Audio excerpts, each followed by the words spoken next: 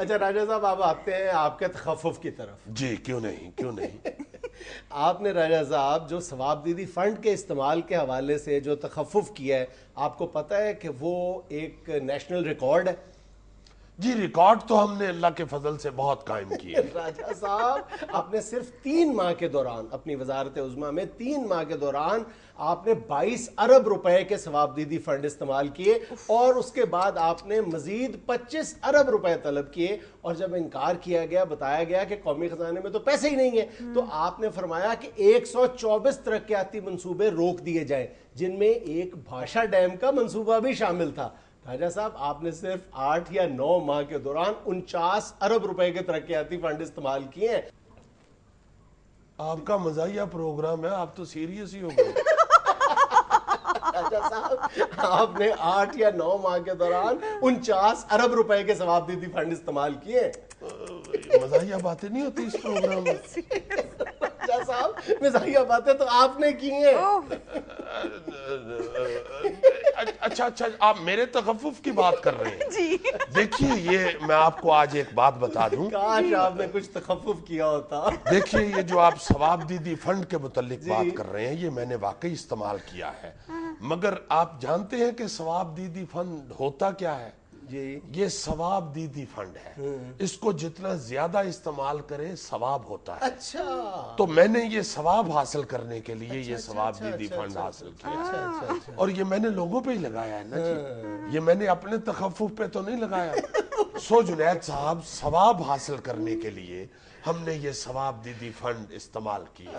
اچھا صاحب ثواب تو آپ نے اس انداز میں حاصل کیا ہے اپنی وزارت عظمیٰ کے دوران کہ اف. شکر ہے. آپ نے 130 معززین کو، جن کا سیاست سے بھی کوئی تعلق نہیں تھا، ان میں 3 ارب روپے تقسیم کیے ترقیاتی فنڈ کے میں نام معافی پر. چاہتا ہوں میں آپ کی بات کاٹ رہا ہوں. آپ کا کیا خیال ہے کہ جس کا سیاست سے تعلق نہ ہو اس کو تخفف نہیں لگا ہوتا؟ اس کو بھی تخفف لگا ہوتا ہے، اسے بھی تخفف لگتا ہے. راجہ صاحب ذرا تخفف کریں اور میری سنیں. آپ نے ترقیاتی فنڈ کے نام پر اپنے بھائی کو 40 کروڑ روپے دیے. یہ آپ تخفف سے کام لے رہے ہیں. میں آپ کو پہلے بھی کہہ چکا ہوں آپ کا مزاحیہ پروگرام ہے، آپ اسے سیریس نہ بنائیں. اچھا اگر میں سیریس ہو گیا تو پھر بات بڑھ جائے گی. ایک منٹ ہمارے جو ایڈیٹر انویسٹیگیشن ہے رؤف کلاسرا صاحب، ان کا یہ کہنا ہے کہ آپ نے جو سابق قومی اسمبلی کی اسپیکر ہے فہمیدہ مرزا صاحبہ، انہوں نے جب آپ سے بات کی تھی الیکشن فنڈ کے لیے، تو آپ نے ان کو سیلاب کے جو تباہ کاریاں تھیں اس کے ازالے کے لیے آپ نے 10 کروڑ روپے کے فنڈز جاری کیے، حالانکہ سیلاب 2010 میں آیا تھا. یہ رؤف کلاسرا وہی ہے نا جی جو آج کل دنیا چینل پہ تخفف کرتا ہے. یہ تخفف سے باز نہیں آتا، یہ ہمیشہ ہم پہ طرح طرح کے تخفف لگا رہا ہے. حالانکہ اس کو 36 دفعہ اس بندے کو میں کہہ چکا ہوں کہ بھائی تم ہمارے بھائی ہو، ہمارے ساتھ تخفف سے کام لیا کرو، مگر نہیں باز آتا. یہ ان کا ایک اور بھی تخفف ہے، وہ یہ ہے کہ شہناز شیخ صاحبہ جو سابق ایم این اے، انہوں نے جب اپنے گھر پہ بجلی لگانے کی درخواست کی تو وابڈا نے یہ کہہ کے مسترد کر دی کہ جناب اس گاؤں میں محترمہ صرف ایک ہی گھر ہے پورے گاؤں میں، ہم جہاں پر 10 گھر نہ ہوں ہم وہاں پر بجلی کا کنیکشن نہیں دے سکتے. آپ نے 33 لاکھ روپے ان کو دیے صرف ان کے گھر تک بجلی پہنچانے کے لیے اپنے ترقیاتی فنڈ سے. یہ آپ کا کون سا تخفف ہے راجہ صاحب؟ آپ پھر تخفف سے کام لے رہے ہیں. آپ سارے لوگ میڈیا والے کہتے رہے ہیں کہ میرے دور میں لوڈ شیڈنگ بہت زیادہ رہی ہے، بہت زیادہ وابڈا کی طرف سے تخفف ملا آپ لوگوں کو، جبکہ آپ دیکھیں کہ میں نے لوڈ شیڈنگ ختم کرنے کے لیے ایک گھر میں 33 لاکھ روپیہ خرچ کیا ہے.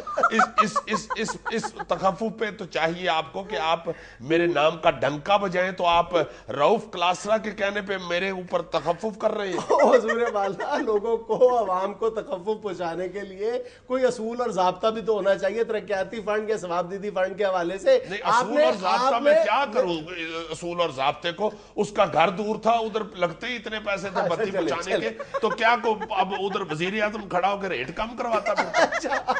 الیکٹریشین کو میں کہتا کہ یار کٹ پیسے ضرور میری بات سنیں. آپ نے نئے کنیکشنز پر پابندی کے باوجود اپنی جو ایم این اے مہرین انور راجہ صاحبہ ان کے علاقے میں گیس کنیکشن دینے کے لیے 36 کروڑ روپے جاری کر دیا آخری دنوں میں. یہ کہاں کا تخفف ہے؟ جنید صاحب آپ نے مہرین انور راجہ صاحبہ دیکھی ہوئی ہیں؟ ان کے گھر تک اگر گیس نہ پہنچے, ان کے گھر اگر ہانڈی نہ پکے, تو آپ کو پتا ہے کہ مہرین انور راجہ کا کیا حال ہوگا. ماشاءاللہ وہ جس قدر صحت مند ہیں, آپ کو یہ معلوم ہے کہ ان کو ایک ڈنگ کی روٹی نہ ملے تو وہ کتنا اونچا تخفف کرتی ہے. یعنی آپ میرے اچھے کاموں کو بھی برائی کی ٹوکری میں تخفف کرنا چاہ رہے ہیں. اچھا راجہ صاحب, آخر میں آپ نے اپنے 2 دامادوں کے ساتھ جو تخفف برتا ہے ان کی غیر قانونی تقرریاں کر کے, ان کے بارے میں آپ کیا کہیں گے؟ جنید صاحب میں انتہائی تخفف کے ساتھ آپ کی خدمت میں تخفف کرنا چاہتا ہوں کہ میں تو جتنے مہینے بھی رہا ہوں سچی مچی کا وزیر اعظم تھا. یہ جو نگران وزیر اعظم آئے ہیں صرف 2 مہینے کے لیے, انہوں نے جو اپنے بیٹے کے ساتھ تخفف برتا ہے وہ آپ کے علم میں ہے.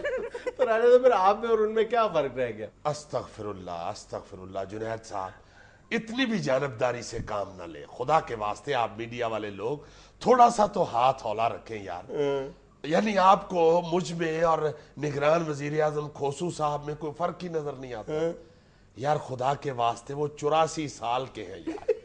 ادھر دیکھیں کالے بال, ینگ آدمی, آپ کو فرق ہی نہیں نظر آ رہا یار. وہ تو ماشاءاللہ اتنے بزرگ آدمی ہیں کہ خود کابینہ کا اجلاس بلاتے ہیں اور ڈر جاتے ہیں. وہ خیر ہے انہیں بندے کٹھے ہوئے ہو, میری طبیعت ٹھیک ہے.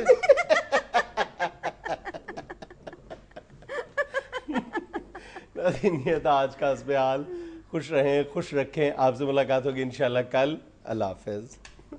بہت شکریہ راجہ صاحب.